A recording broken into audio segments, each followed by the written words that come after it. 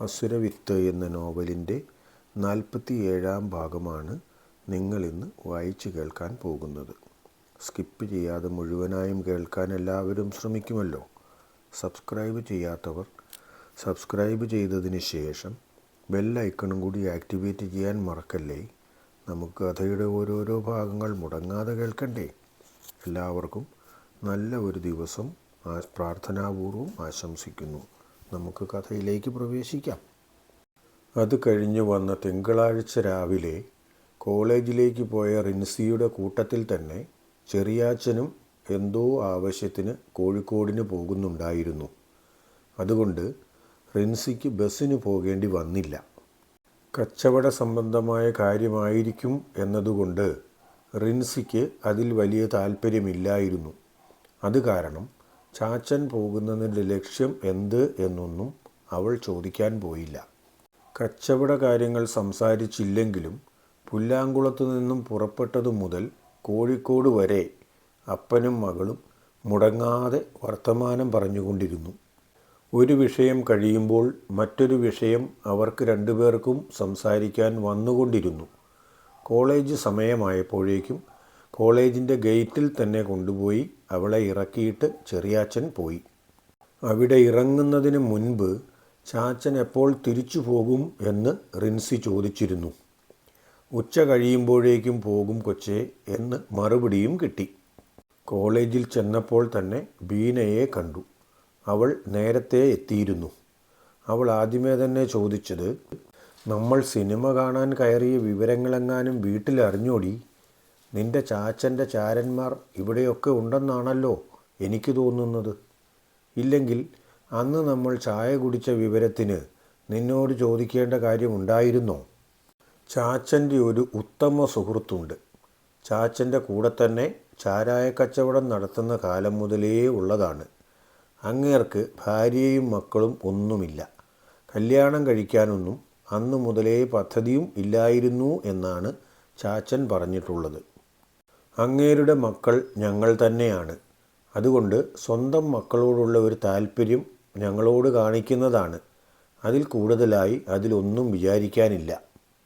തൊമ്മൻചേട്ടനെങ്ങാനും ആയിരുന്നു നമ്മൾ സിനിമ കണ്ടിരുന്നെങ്കിൽ അന്ന് വൈകിട്ട് തന്നെ വിവരം വീട്ടിലെത്തിയേനെ.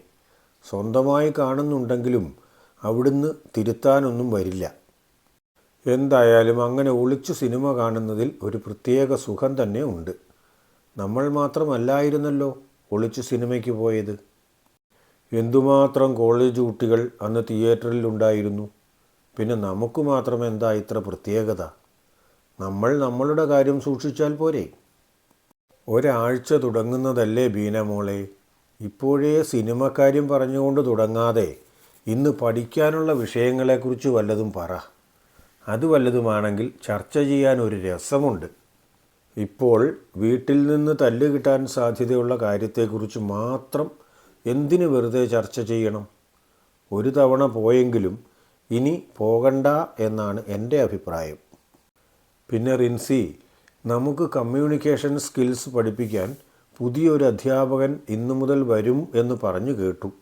നല്ല ചുള്ളനാണ് പോലും. നോക്കിയിരുന്നു പോകുമത്രേ.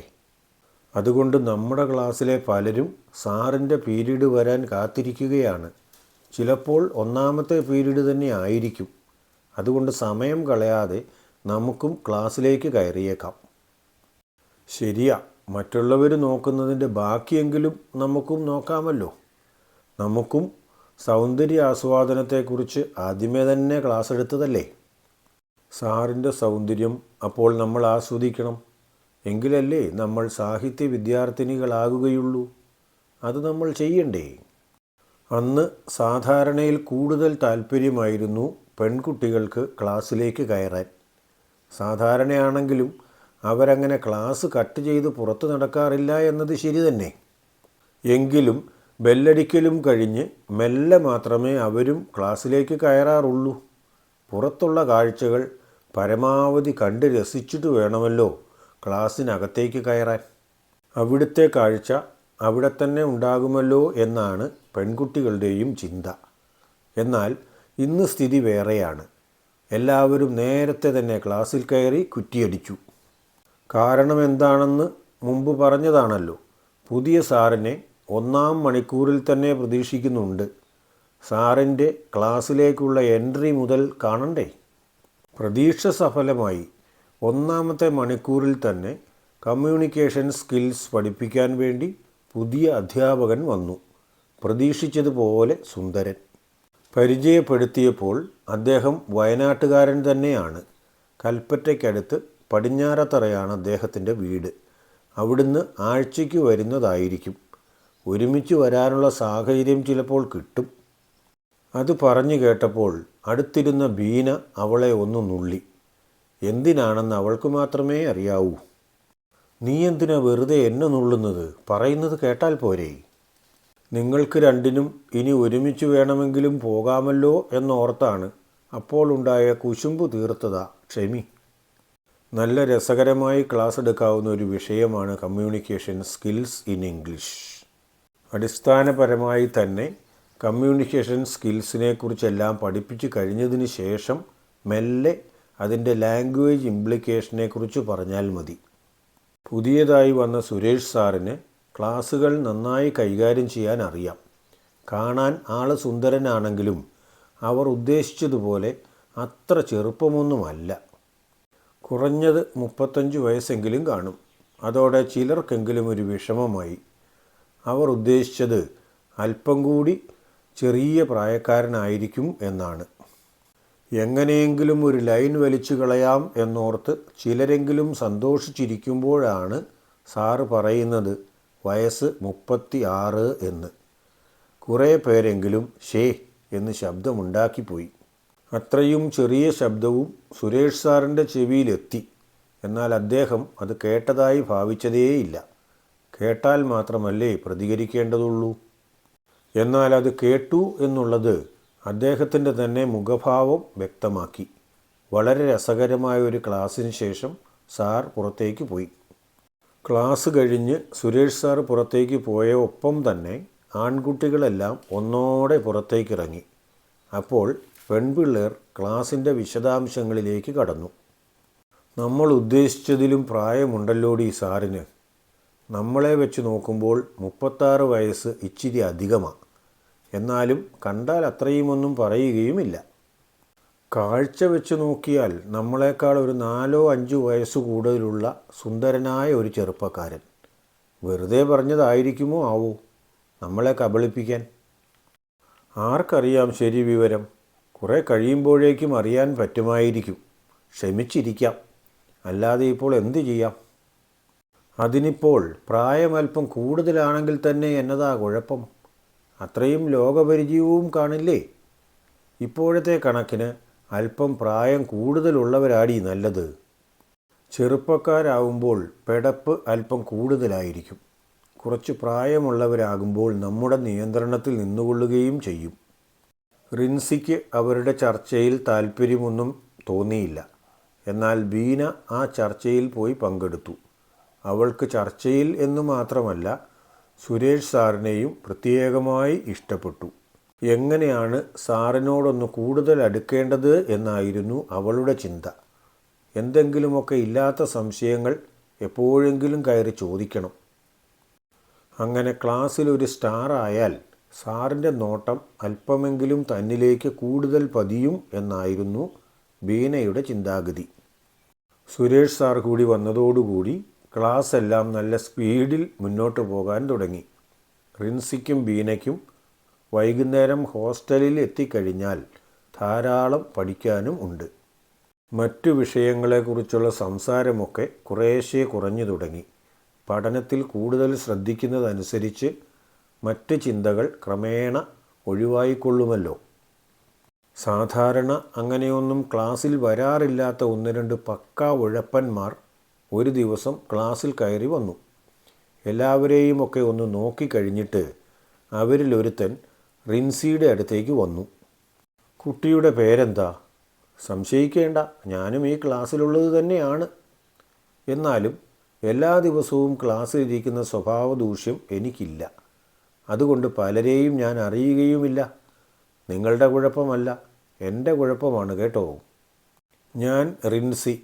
നിന്നെ ഞാൻ ഇതുവരെ ക്ലാസ്സിൽ നിന്ന് കണ്ടിട്ടില്ല. ഇപ്പോൾ പറഞ്ഞതുകൊണ്ടാണ് ഈ ക്ലാസ്സിലാണ് എന്ന് ഞാൻ വിശ്വസിക്കുന്നത്. അതിന് തന്നെ കുറ്റം പറഞ്ഞിട്ട് കാര്യമില്ല. ഞാൻ കാരണം പറഞ്ഞല്ലോ. പിന്നെ ഞാനിപ്പോൾ തൻ്റെ പേര് ചോദിച്ചത് എന്തിനാണെന്നറിയാമോ?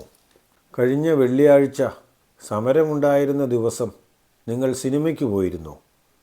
നിങ്ങളെ തിയേറ്ററിൽ നിന്ന് കണ്ടതായി ഒരു ചെറിയ ഓർമ്മ. ആ ചോദ്യം കേട്ടതോടെ റിൻസി വല്ലാതെയായി. ബീന കൂടി മാത്രമേ അത് കേട്ടിരുന്നുള്ളൂ.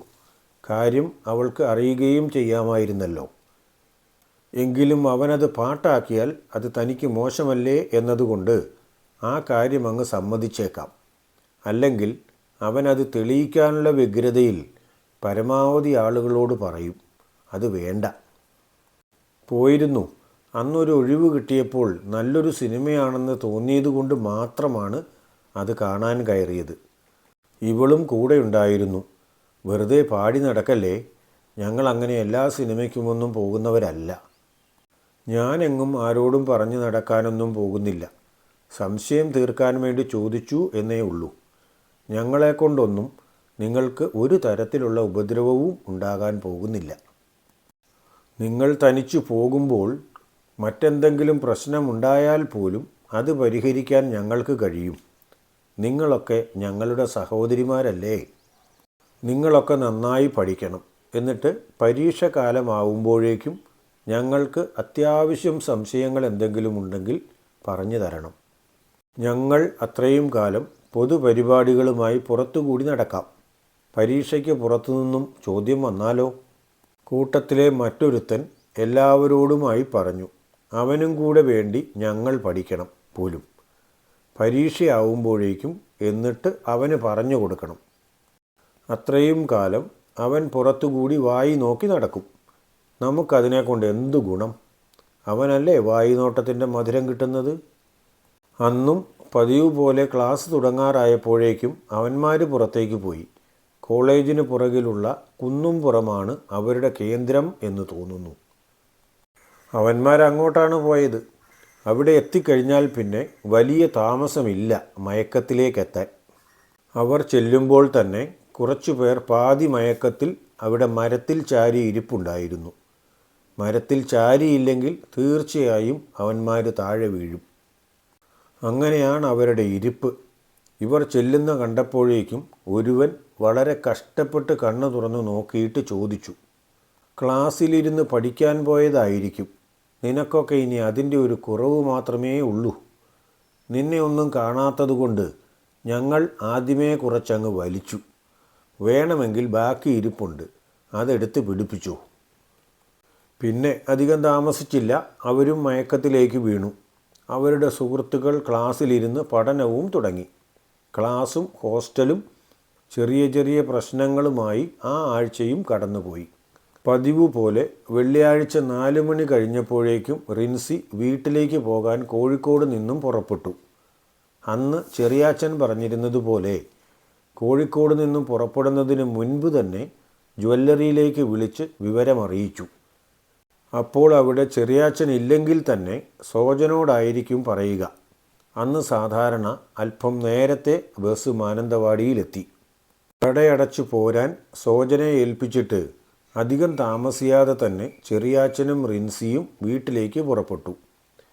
പുറപ്പെടുമ്പോൾ മുതൽ തന്നെ ധാരാളം സംസാരിക്കാറുള്ള ചെറിയാച്ചൻ അന്ന് മൗനിയായിരുന്നു.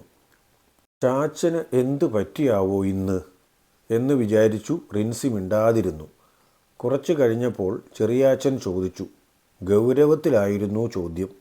ക്ലാസ് ഇല്ലാത്ത ദിവസങ്ങളിൽ ഒറ്റയ്ക്ക് സിനിമയ്ക്ക് പോകുന്ന പരിപാടിയൊക്കെ ഉണ്ടല്ലേ? എന്നിട്ട് വിവരമിവിടെ പറയുക പോലും ചെയ്യുകയുമില്ല. അതത്ര നല്ലതാണെന്ന് നിനക്ക് തോന്നുന്നുണ്ടോ? ചോദ്യം കേട്ട റിൻസി വല്ലാതെയായി. അവൾ എന്തു പറയും? കഥ വായിക്കുകയും കേൾക്കുകയും ചെയ്യുമ്പോൾ നിങ്ങൾക്ക് തോന്നുന്ന നിർദ്ദേശങ്ങളും അഭിപ്രായങ്ങളും കമൻ്റായി രേഖപ്പെടുത്തണേ. ഇഷ്ടമായെങ്കിൽ ലൈക്ക് ചെയ്യുകയും കൂട്ടുകാർക്കും ബന്ധുക്കൾക്കുമൊക്കെ ഷെയർ ചെയ്ത് കൊടുക്കുകയും ചെയ്യണേ. കഥയുടെ ഓരോ ഭാഗങ്ങൾ അവരും കൂടി കേൾക്കട്ടെ എന്ന്. കഥയുടെ അടുത്ത ഭാഗം നാളെ തന്നെ പോസ്റ്റ് ചെയ്യും. സാധാരണ പോലെ ഉച്ചതിരിഞ്ഞ് 2:30 തന്നെ. എല്ലാവർക്കും നല്ലത് വരട്ടെ. ഓക്കേ.